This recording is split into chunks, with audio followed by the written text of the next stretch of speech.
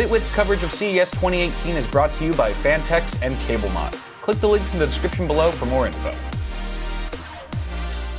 Alright, so obviously I had to stop by the Razer booth at CES this year just to see what kind of crazy concept project they had this time. And of course, they did not disappoint with their new project, Linda. This is pretty interesting, and I'm really curious to hear your guys' thoughts on this one, so be sure to blow up that comment section when you get a chance. Basically what we're doing here is we're integrating their Razer phone with a custom laptop dock.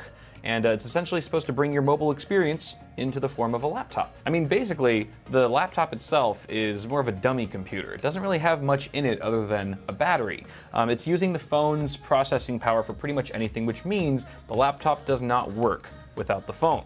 But that also means that it doesn't need any ventilation or fans, so it remains completely silent. It doesn't even need speakers because it just uses the Razer phone speakers, which, as we all know from all the reviews, are really freaking good.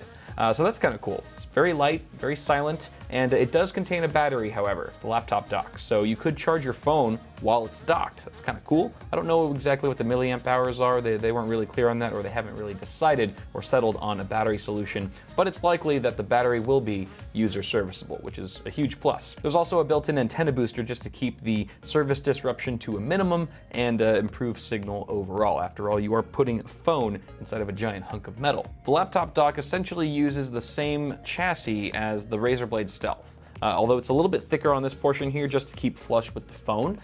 The dock itself is using USB Type-C, which is of course the same port as the phone itself. You get a full-size RGB keyboard with nice chiclet-style keys, and they've actually replaced the F bar at the top with a bunch of Android functions that users of the platform will likely find handy.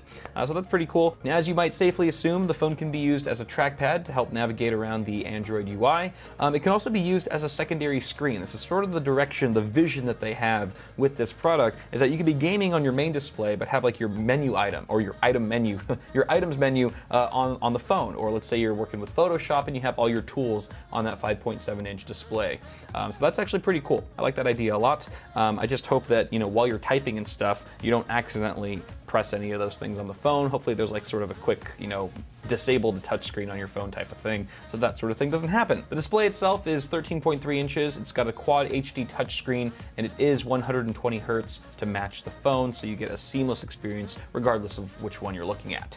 So that's actually really nice. Overall, I'm pretty excited to see this come to the market, and I think the big challenge here is what happens when users want to upgrade their phone to something that's not from Razer, or maybe the second generation Razer phone won't be exactly the same in size and dimensions and shape and stuff like that. So I'm seeing some issues here just at the beginning, but I think the concept, the idea, is pretty cool. You guys let me know what you think in the comments below. As always, toss me a like on the video if you enjoyed it, and be sure to get subscribed if you haven't already so you don't miss any more of my coverage here at CES 2018. Thanks again, guys. I'll see y'all in the next video.